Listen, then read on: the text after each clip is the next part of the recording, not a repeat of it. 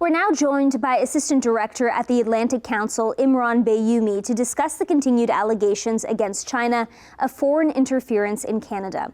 Imran, what do you make of the Global News report that suggests Liberal MP Han Dong worked against the release of the two Michaels? So thanks for having me here. I really appreciate the opportunity. I think there are a few things to consider. So in reading that Global News report, the first thing that stood out to me was there was discussions within CSIS whether or not Han Dong thought he was operating within proper diplomatic channels. There were also discussions whether he thought it was in his purview as an MP to help find solutions. And finally, and I think the most important, was there's no indication that CSIS actually briefed the Prime Minister's office or anyone else in the federal government on these allegations.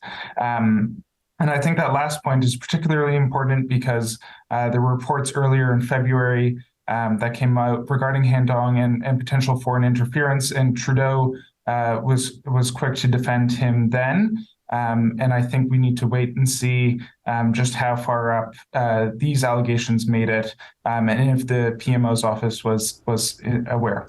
Based on what you've heard about the alleged interference into Canada's elections, could China really have infiltrated that deeply to control which candidates won? So first of all, I think it's important to note there's been no indication that China altered the outcome of the elections, and there's been no indication that the election's integrity was impacted in any way. And I think we're just really not going to know the answer until David Johnson releases his report, potentially calling for a public inquiry. There's just a lot of information that the public isn't aware of. And these are just leaked intelligence reports. We don't have the full picture.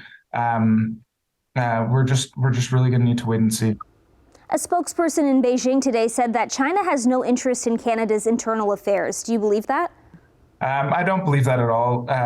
Even if China didn't sway the outcome of our elections, there's a pretty clear pattern of them trying to interfere in our domestic affairs.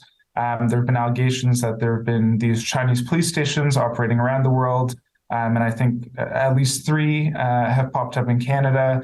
There was a leaked, or not leaked, but recently released report in the US that China had used Canada as a staging base to pressure a Chinese national to return back to China.